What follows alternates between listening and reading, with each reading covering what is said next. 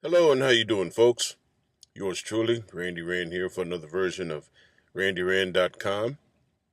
Today we spoke with the Reverend Dr. Delman L. Coates, and he's the senior pastor of Mount Enon Baptist Church in Clinton, Maryland. He's the founder and president of the Black Church Center for Justice and Equality, and he's also the founder of the New Abolitionism campaign.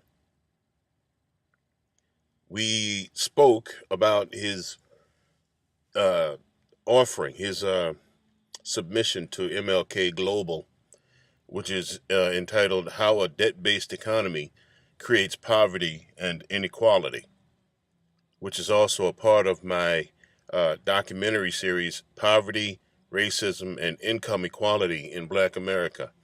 How do we move forward?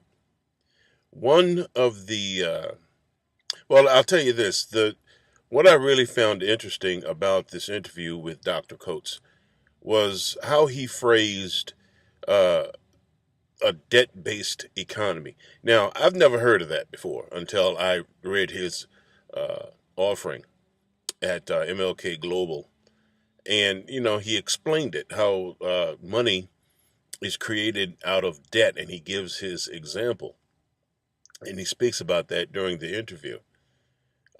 We also talked about uh, how banks, private banks, have been given the authority or the power to create money.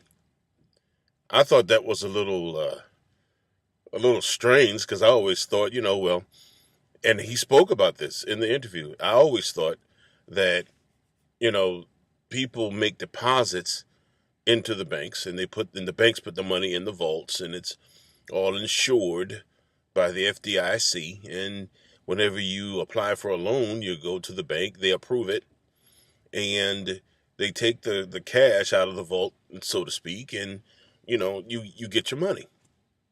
Well, not necessarily the way that it's done. And he goes on to speak about how this money is made from made by the banks, private banks. We also spoke about how we as Americans can reclaim the power away from these private banks. And as I was preparing to edit the video, the interview rather, I had to keep listening to certain aspects of it because I'm not really a financial genius. But if you listen to the interview, you'll see that he is, and he does a good job of explaining it. It's just that sometimes I need to keep listening to something in order to get it, and that might be the case with you. So I would definitely recommend that you listen to the interview as many times as possible in order for you to understand what it is that he's saying. But you'll get it. You'll get it. Uh, and as I always say, you need to listen to this interview. It's very informative, and he talks about his new abolitionism campaign, and he goes on to explain what that's all about. And I think you'll find it quite interesting, and I think you'll be interested in what he is doing there at Mount Enon Baptist Church in Clinton, Maryland. Uh, Very informative interview. This brother is extremely brilliant. Uh, you can tell by the way he presents himself and his content that he's very deliberate. He's very deliberate, and he makes it easy for what he's saying for you to understand it. Puts it in real life terms in order for us to understand it. So you definitely want to listen to the interview. And this is yet another submission, as I mentioned, of my series, Poverty, Racism, and Income Inequality in Black America. How do we move forward? And we'll be having more interviews as we're moving forward. And again, please check out the interview. Very, very informative.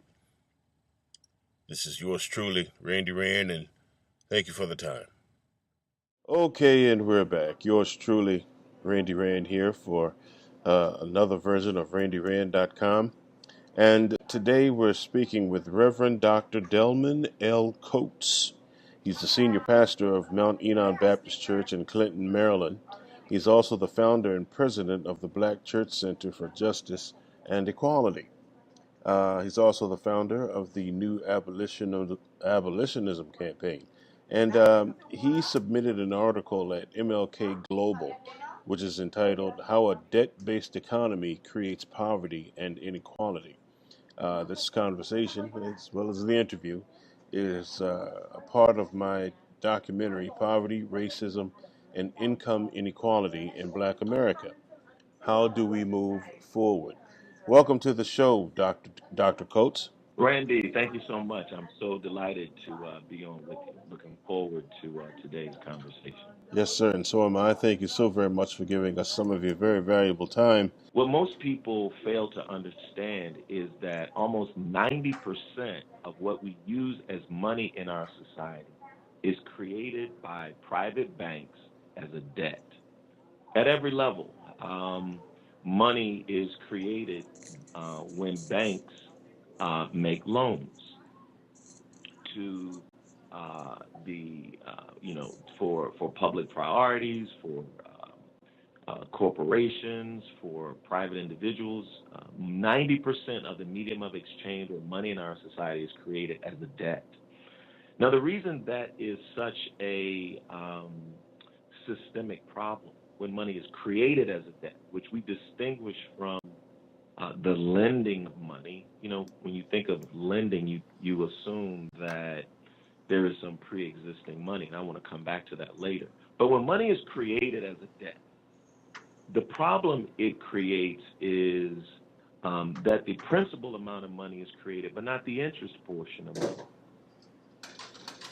I have written in other places an example to try to illustrate the systemic problems here. So imagine 10 people are in a community, and they are all issued $1,000, Randee, that they have to pay back to the money lender or to the bank at some interest rate, let's say 10%. Well, there's $10,000 in their money supply, $1,000 for 10 people, remember. But they owe $11,000 back. They owe this extra interest portion. That extra interest portion of $1,000 isn't circulating among them, right? And so telling those 10 people, hey, go out and work hard and get an education and pay your taxes and, be an upstanding citizen, this sounds like good rhetoric. The problem is they are forced, they have been placed in an economically competitive environment for competing for insufficient economic resources. Some of those 10 people will not be able to meet their obligations, not because they lack discipline, they are uneducated, they don't want to work, not because of any fault of their own. It's because their economy is predicated on money scarcity, the scarcity of economic resources, because the money was created as a debt. Now, some economists have shown that a debt-based money system can work if you just allow people to make interest-only payments for a long period of time, which most of us do when not interest-only, but mainly interest payments over a long period of time, which most people do when they take out mortgages, loans.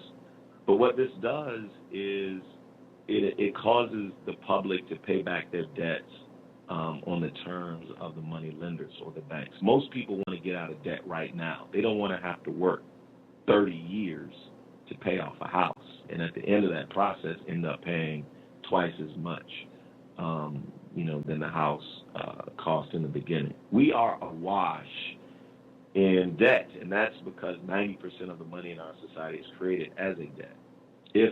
If every American did what most financial advisors and counsels and encourages people to do, which is to save, don't spend, pay off your credit cards, then our economy would crash. There would be no money in the system, because in a debt-based society, money is debt, debt is money. Wow. And so all of our crises and problems in our society, many of them, not all, but many of them are a function of our monetary system. We have many challenges facing our society today: unemployment, income inequality, poverty, lack of investment in the environment, uh, healthcare challenges, investments in public education, roads, infrastructure, rebuilding, um, our nation's roads and bridges. All of these things, in many ways, are connected with the money system. And if we're going to have a just society, we have to have a just money system. The challenge in the scenario that I gave, the real challenge is not just that these 10 people are forced to exist in an economy predicated on insufficient money. The greater challenge is that these 10 people are relying on the money lender to create their money through lending, when really they could create their money through public spending.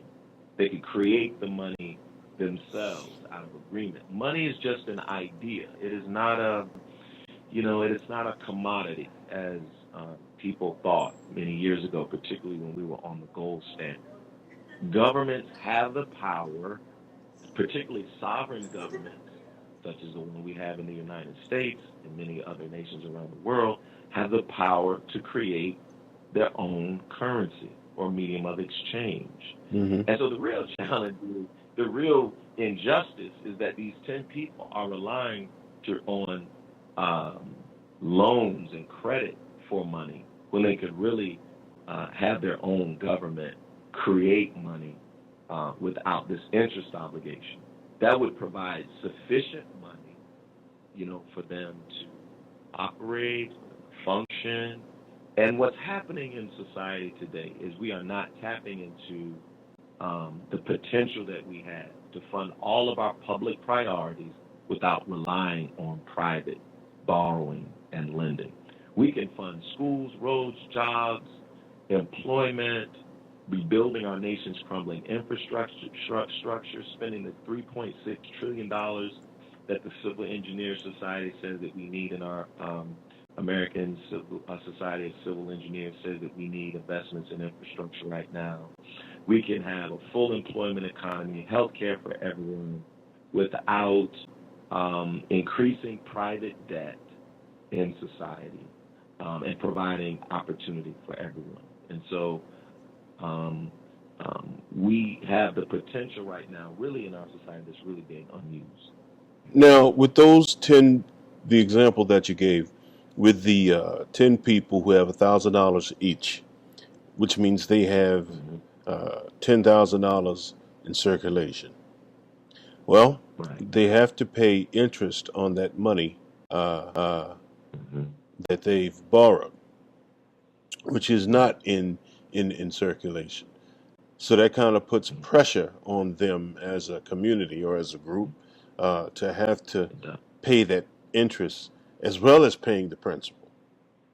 If we went to a situation where it's minus the interest, there's no loan, there's just $10,000 in circulation of that community. How would it be better for that group or that community? Well, it would be better because it would be better for that community because their labor would go towards productive needs and needs in their community.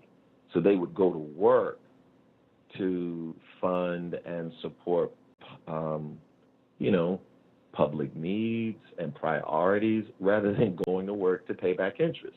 Like Mm-hmm. right now, the average American works 40 to 50 hours a week Mm-hmm.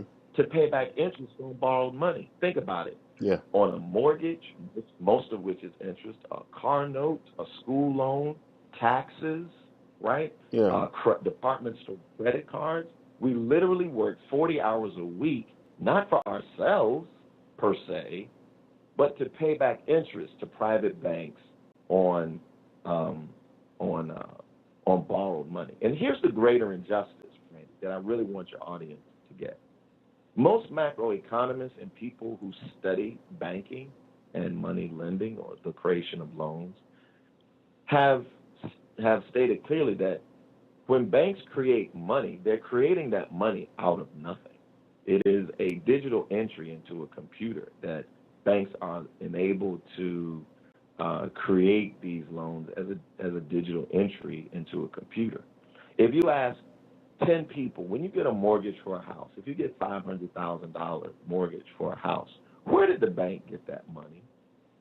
And they will pause, they will look into the sky. I've asked politicians, some of our nation's leading politicians, if you ask a lawyer, average person on the street, a doctor, a teacher, where did the bank get that money? 10 of them will say, from the vault, from the savings at the bank. Mm-hmm. And you ask them more. They will say, well, don't banks take deposits from savers and then loan it out to those who want to borrow? And they kind of keep a little spread on the interest that's made. Most people assume this is how, banking works. But that's not the case. When banks issue a loan, that money, quote unquote, that credit is created out of nothing. It is a digital entry into a computer. And think about this. That industry then, or that bank then receives 30 years of your labor, right, to pay, and you pay interest on something that was created out of nothing.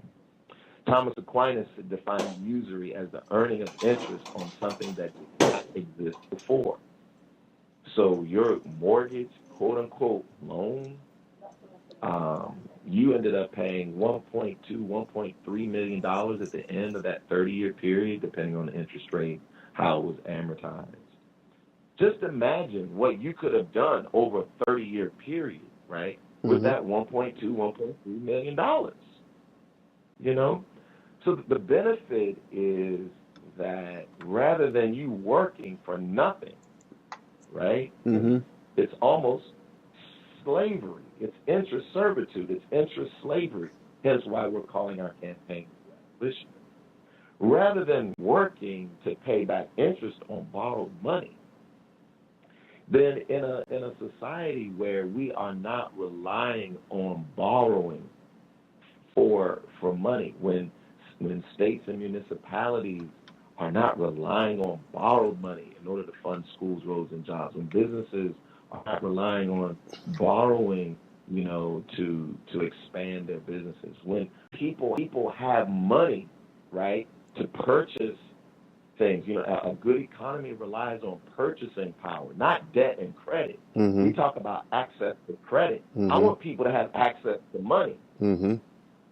It's twofold, it's a subtle yet a significant nuance. So it unleashes the potential of our society, so that rather than the benefit of the public's labor going funneled up to the top 0.1% of our society in the payments of interest on borrowed money, well, that potential can flow down to the bottom to fund opportunity, to build community centers, we have all of the money that we need. Right now, we argue in state legislatures over how we're going to allocate the economic crumbs that the financial elite allows the public to have. Well, I don't want to argue with people of a particular party. We should not have all of this partisan infighting, arguing over crumbs. I'm interested in who's getting the economic loaf. Yeah. The debt-based money system is depriving the public of the resources we need to create opportunity, prosperity for people of all backgrounds. See, a debt-based money system wherein there is an insufficient amount of money in circulation makes our economy a lot like musical chairs. It's a fun game, 10 people with 7 chairs or 8 chairs, and they're told to walk around the chairs. And when the music stops to find the seat, well, it's a fun game until you don't have a seat. And in an economy that's predicated on scarcity, people behave a lot like the way they behave when they play musical chairs. You push, you shove, you're suspicious of your neighbor. There's this anxiety about when is the music going to stop. Well, in a debt-based money system, our economy is a lot like that, I would contend, where people are pushing and shoving, not necessarily because they're innately or inherently mean or evil, but because they've been forced to figure out how to feed their families, how to provide medical care for their child. And so I would contend that many of the social tensions and economic issues we're facing today is a function of a decision we've made politically as a society to rely on lending for the creation of money rather than spending. I once heard it said that poverty is a violent act. What's your opinion about poverty? Poverty is psychologically violent. It strips people of their hopes. It robs people of their dreams, and it also causes people to blame themselves for their plight. Um, Today in our society, we give people the wrong answers to the right questions. We make people think that the reason they're in the circumstances they're in is some reason they don't work hard. They lack industry. They don't have a good work ethic. And we lift up before people these isolated individuals or instances of people who so-called pull themselves up by their own bootstraps and were able to rise up out of their conditions. And while those stories are great, they do not provide an answer to why there's poverty in our society. People are not poor because they lack industry, because they lack morals and values. Poverty exists because of the structural systemic realities in which we see in our society today, realities that are not reducible to structural racism, I would contend. I would contend the structural realities caused and created by our over reliance on borrowing, our monetary system creates, many of the challenges that we see today. So poverty is very, it's very, it's very damaging psychologically. It's damaging to our society, to the fabric of our society. And so I contend if we want to have a just society where there is no poverty, um, that we must have a just money system. And talking about monetary reform, I want to be clear, Randy, is Mm-hmm. not socialism. Right? We're not talking about not having a free market capitalist society. We are. We're just saying that those who create the nation's money shouldn't receive an unearned economic benefit for work and labor they have not performed.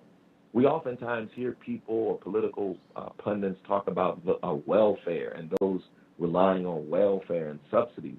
Well, the biggest industry, that receives welfare and public support and subsidies is the industry. Yep. The way in which banks are allowed to privatize profits and socialize risk, the Mm-hmm. way in which most all of the commercial lending of banks is subsidized by the Federal Reserve, not before the loan is created. And I don't want to get too deep into this, but the Federal Reserve accommodates the private lending of commercial banks after the fact. We subsidize the banking industry in so many ways.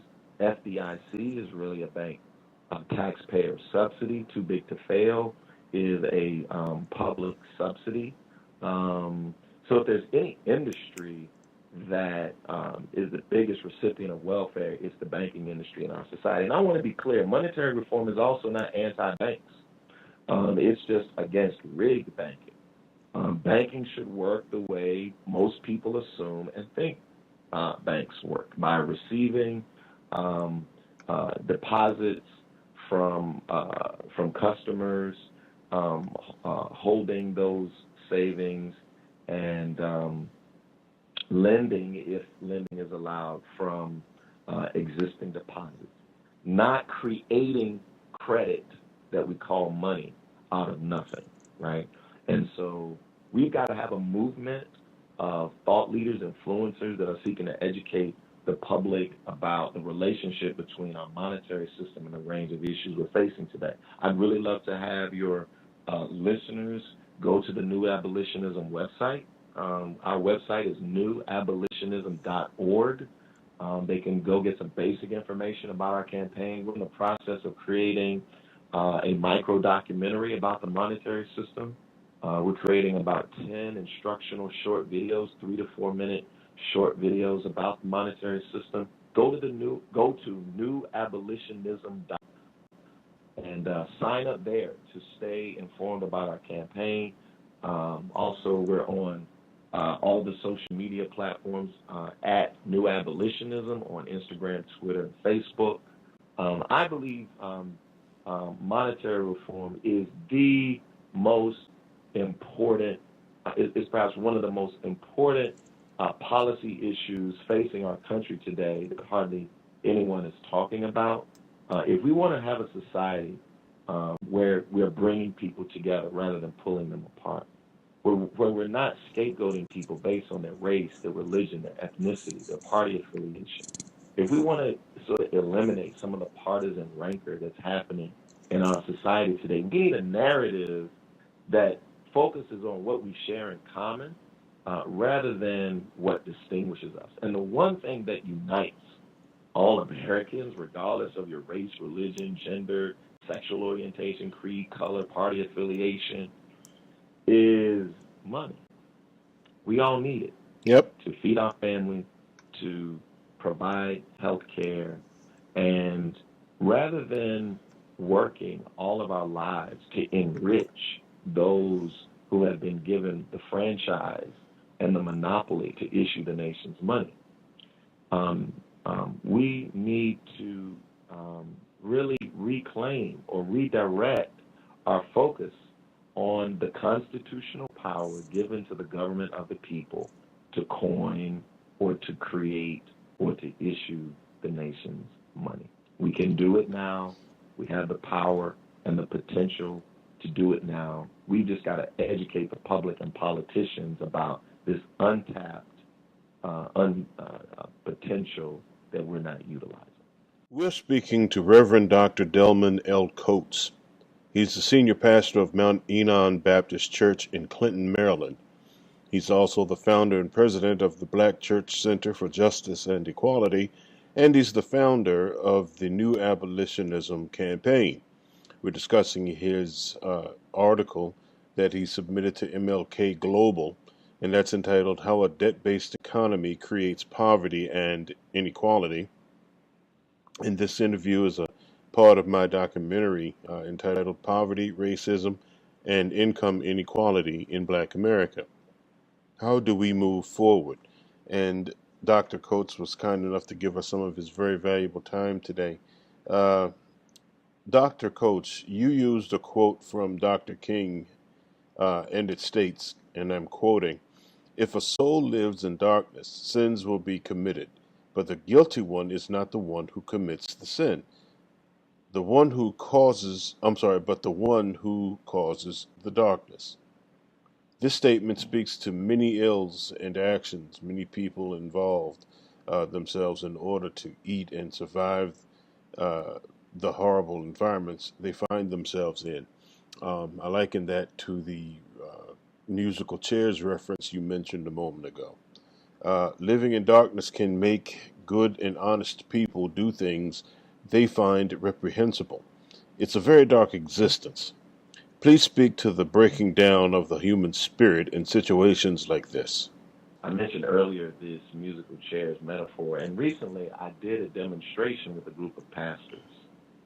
And what I did was I put 10 pastors in front of the room. I gave each of them $10, which sort of symbolized the issuance of money. I gave each of them $10 and said that I just needed them to pay me back 10% interest each. So among the 10 of them, they had $100, but they owed me back $110. And we went through different demonstrations. I said, person number one, let's say you cut someone's hair that's next to you and you earn $1, right, from the person next to you. So the person next to him gave that first person $1 and was then able to pay me, the banker, off and then go sit down.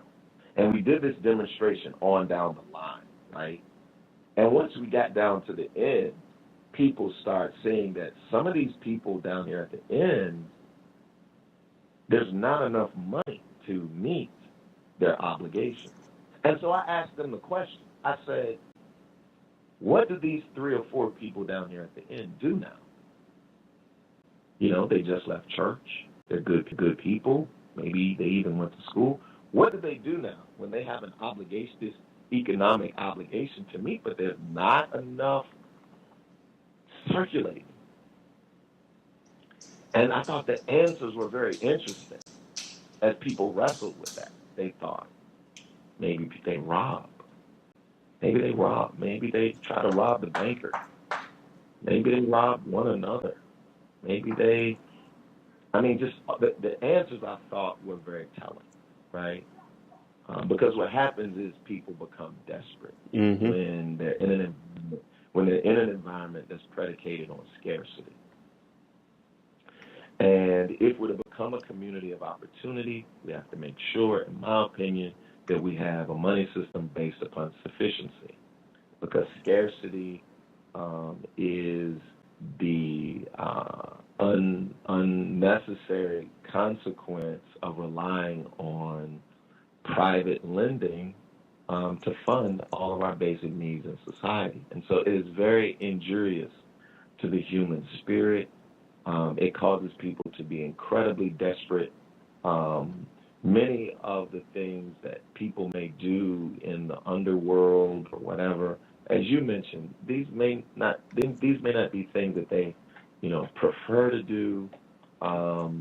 But people are desperate, and the sad thing is they don't have to be desperate. And the most difficult thing is, and the most unfortunate thing is, both of our major political parties right now are giving the public the wrong answers to the right questions. On the one side, there's a party that says, the reason these challenges exist is because people lack a work ethic, that we need to reduce taxes to incentivize the business creators,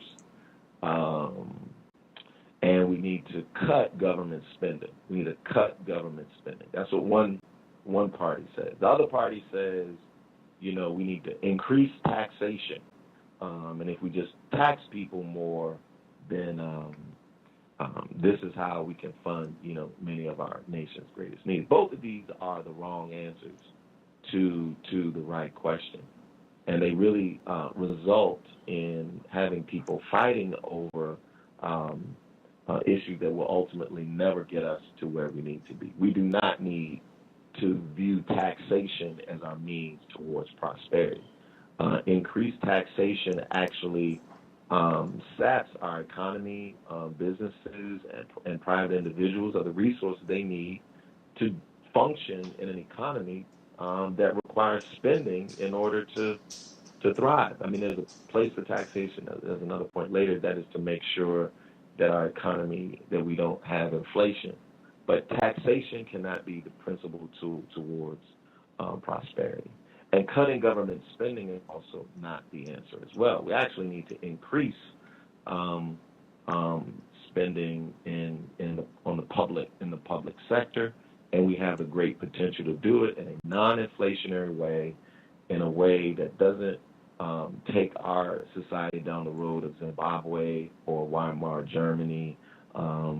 It's what sovereign governments do, and if we want to build first-century schools for all students of all backgrounds, we have this potential here to really address our nation's and our country's greatest challenges and needs, and we're not doing it, and it's principally because we're dealing with the miseducation of America as it relates to the monetary system.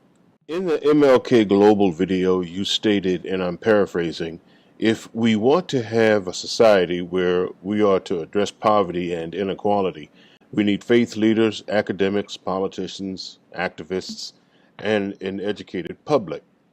In this collaborative effort, what roles do you foresee these actors portraying? Well, it's really about truth-telling.